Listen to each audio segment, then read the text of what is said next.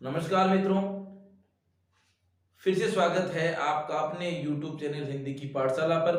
मैं डॉक्टर धनेश कुमार आपका हार्दिक स्वागत अभिनंदन करता हूं आज की इस जानकारी में। आज की जानकारी में हम प्रमुख रूप से इस समय यानी कि फरवरी एंडिंग में है और 2024 जो वर्ष है वो चल रहा है और इस समय बहुत सारे जो मेरे स्टूडेंट हैं उनके जो रिलेटिव है या उनके कोई जानकार हैं वो ये बार बार मेरे से क्वेश्चन कर रहे थे, फोन कर रहे थे कि सर हमें बताइए कि तो आरटीईएस का क्या सिस्टम होता है, आरटी में कौन कौन आवेदन कर सकता है, कब इसके फॉर्म भरे जाएंगे, इसके लिए कौन सी योग्यता बच्चे के पास होनी चाहिए, क्या बीपीएल वाले बच्चे भर सकती हैं, क्या एपीएल वाले भर सकते हैं, या उसका एज ग्रुप है वो क्या होना चाहिए, कौन सी स्कूल में वो आवेदन है वो कर सकते हैं। तो आज के इस वीडियो में संपूर्ण जानकारी हम प्रमुख रूप से लेकर के आए, तो वीडियो में लगातार आप बने रहिएगा क्योंकि तभी ये वीडियो आपके समझ में आएगा। तो देखिए, सबसे पहले आरटीई इसका मतलब होता है राइट टू एजुकेशन, शिक्षा का अधिकार। और शिक्षा का जो अधिकार है वो प्रमुख रूप से अधिनियम 2009 है और इसमें बहुत सारी जो धाराएं हैं, प्रमुख रूप से धारा 12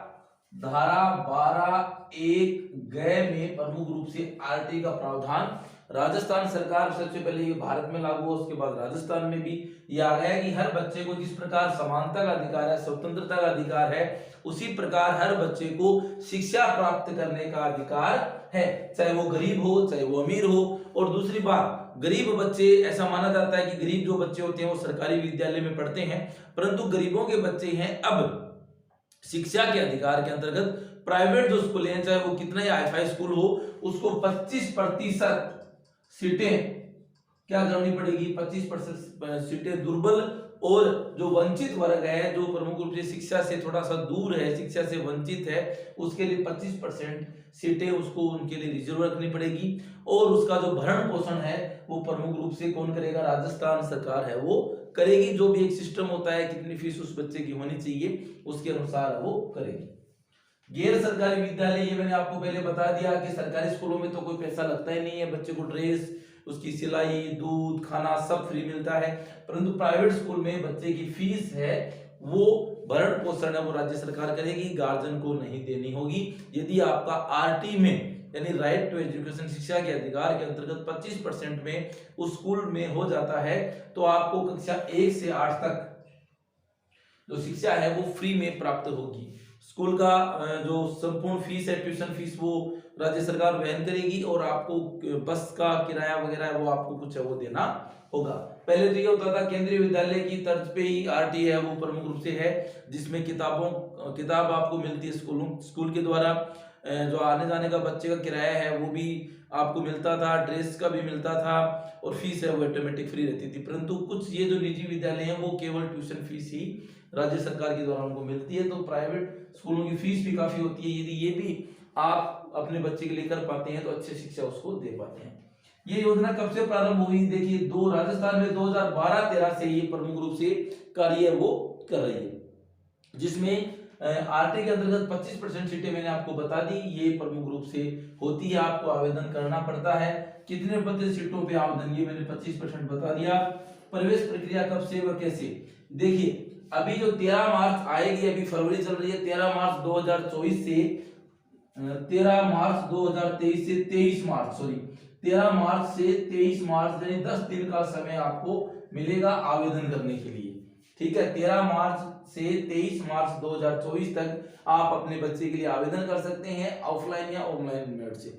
वैसे ये अभी ऑनलाइन मोड से चल रहा है, आपको ऑनलाइन आरटी में जाकर के फॉर्म भरना पड़ेगा। ये गूगल में जाकर के आप आरटी भी लगाएंगे तो उसमें आपका फॉर्म वो मिल जाएगा। ऑफलाइन कई स्कूल हैं वो ऑफलाइन मोड पे भी चाहती है, परंतु ऑनलाइन मोड में आप भरेंगे तो आपको ज्यादा है वो। और इसकी जो देखिए आपने फॉर्म भर दिया, लॉटरी सिस्टम से आपके बच्चे का, जैसे आवेदन ज्यादा ही आते हैं आपको पता है, मान के चलो कि 40 सीट है स्कूल में और उसमें से 10 सीटें किसकी होगी, आरटी की होगी। ठीक है, आवेदन आ गए 100, अब 100 बच्चों को कैसे छंटनी करेंगे भाई, लॉटरी के द्वारा ही करनी पड़ेगी। यदि आपका लॉटरी में नंबर आ जाता है बच्चे का तो आपका नंबर आ जाएगा, वरना और वो लॉटरी कौन निकालेगा, कोई बच्चे का, कोई स्कूल का छोटा बच्चा है या कोई उसका कोई राजनेता है आसपास के क्षेत्र का, या जो भी एक वो सामान्य व्यक्ति होता है वो लॉटरी को करता है।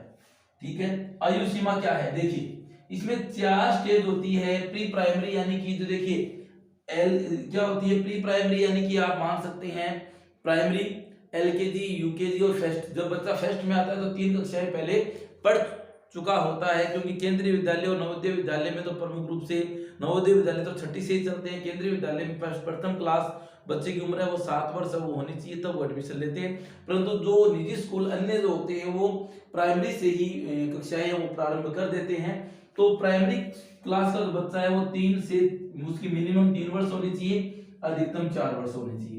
एलकेजी का जो बच्चा है 3 वर्ष यानी 3.5 साल से लेकर के 5 साल के बीच में होना चाहिए, यानी ये न्यूनतम बता रहा हूँ, ये मैं आपको अधिकतम बता रहा हूँ।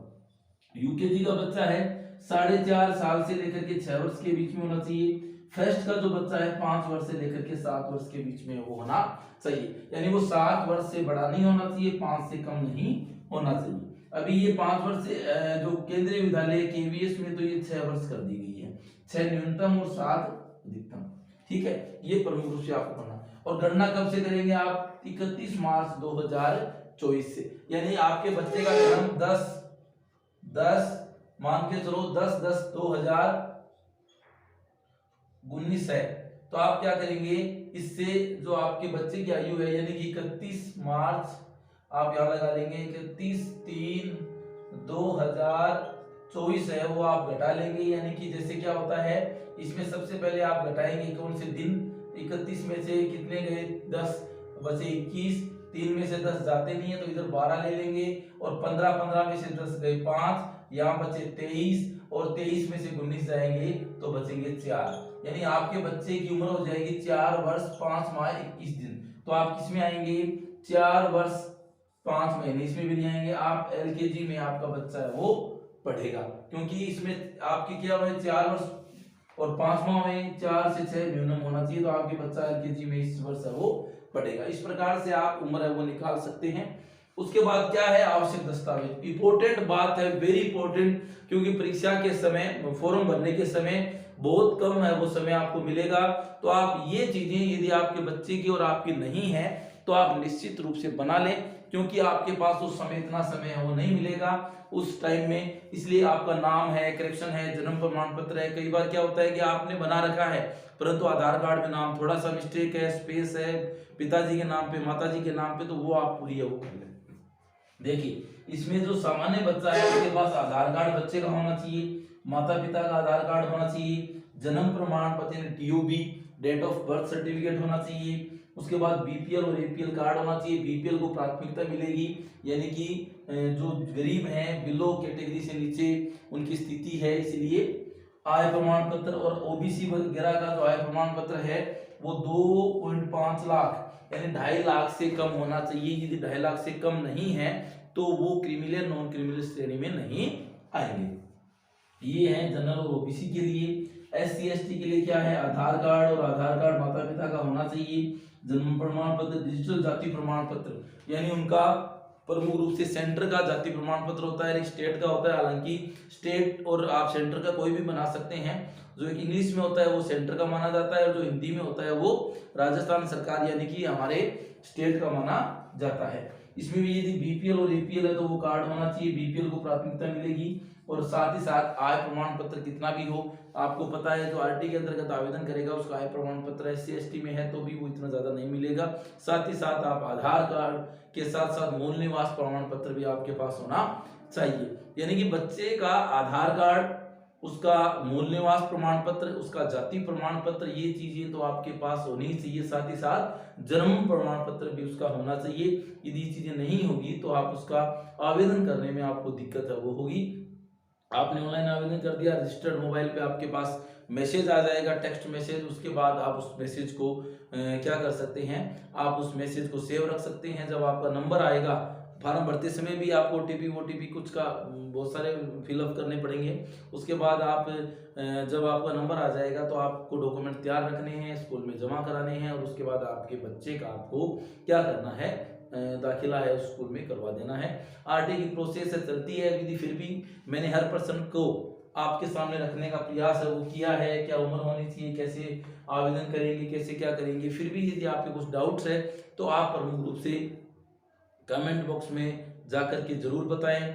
और आप चैनल पे नए हैं तो आप चैनल को सब्सक्राइब करें, क्योंकि आपका एक सब्सक्राइब हमें मोटिवेशन देता है, हमें प्रेरणा देता है आगे बढ़ने के लिए, कुछ करने के लिए, क्योंकि ये जो सारा काम है आप लोगों के लिए ही कर रहे हैं। आप अपने दोस्तों के साथ भी इस वीडियो को शेयर करें, और यदि वीडियो आपको अच्छा लगा हो तो लाइक करें, और आप आगे किस चीज़ के बारे में वीडियो चाहते हैं ये भी अपनी कमेंट बॉक्स में ज़रूर अपनी राय बताएं। मिलते हैं नेक्स्ट वीडियो में, तब तक के लिए राम राम, धन्यवाद।